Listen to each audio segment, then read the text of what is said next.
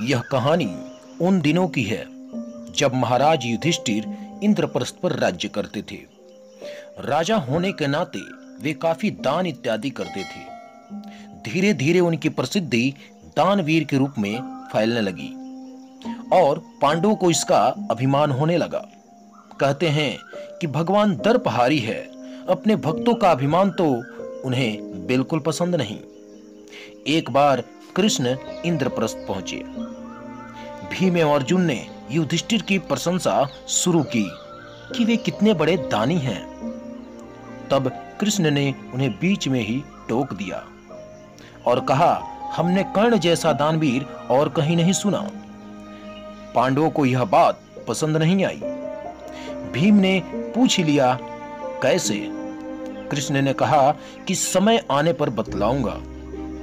कुछ ही दिनों में सावन प्रारंभ हो गया एवं बारिश की झड़ी लग गई। उस समय एक याचक युधिष्ठिर के पास आया और बोला, महाराज, मैं आपके राज्य में रहने वाला एक ब्राह्मण हूं और मेरा व्रत है कि बिना हवन किए कुछ भी नहीं खाता पीता।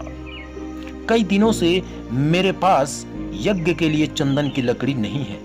यदि आपके पास हो तो मुझ पर कृपा करें, अन्यथा हवन तो पूरा नहीं ही होगा, मैं भी भूखा प्यासा मर जाऊंगा।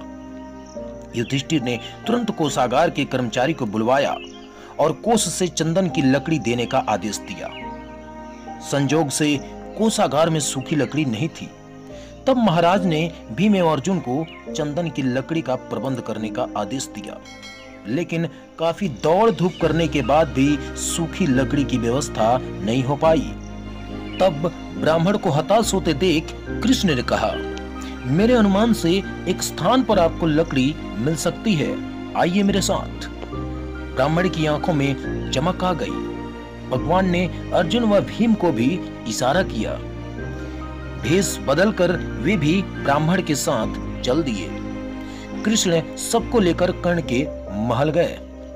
सभी ब्राह्मणों के भेष में थे, अतः कर्ण ने उन्हें पहचाना नहीं। याचक ब्राह्मण ने जाकर लकड़ी की अपनी वही मांग दोहराई।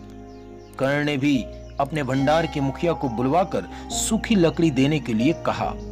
वहां भी वही उत्तर प्राप्त हुआ। ब्राह्मण निराश हो गया।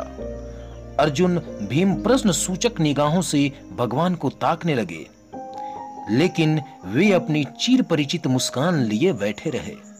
तभी कर्ण ने कहा, हे देवता, आप निराश न हो, एक उपाय है मेरे पास। उसने अपने महल की खिड़की दरवाजों में लगी चंदन की लकड़ी काट काट कर ढेर लगा दी। फिर ब्राह्मण से कहा, आपको जितनी लकड़ी चाहिए कृपया ले जाइए। कर्ण ने लकड़ी पहुंचाने के लिए ब्राह्मण के साथ अपना सेवक भी भेज दिया। ब्राह्मण लकड़ी लेकर कर्ण को आशीर्वाद देता हुआ लौट गया। पांडव व कृष्ण भी लौट आए। वापस आकर भगवान ने कहा, साधारण अवस्था में दान देना कोई विशेषता नहीं है। असाधारण परिस्थितियों में किसी के लिए अपने सर्वस्व को त्याग देने का नाम ही दान है। अन्यथा चंदन की लकड़ी के खिड़की द्वार तो आपके महल में भी थे। मित्रों, इस कहानी का तात्पर्य यह है कि हमें ऐसे कार्य करने चाहिए कि हम उस स्थिति तक पहुंच जाएं जहां पर स्वाभाविक रूप से जीव भगवान की सेवा करता है।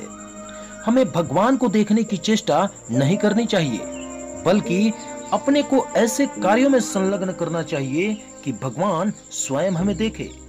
केवल एक गुण या एक कार्य में अगर हम पूरी निष्ठा से अपने को लगा दें तो कोई कारण नहीं है कि भगवान हम पर प्रसन्न न हो।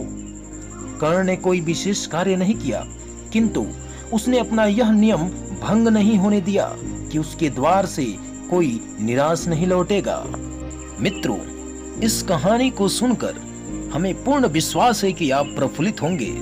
अगर ऐसा है तो कमेंट करके आप हमें बताएं और साथ ही लाइक करें और इस वीडियो को ज्यादा से ज्यादा शेयर करें।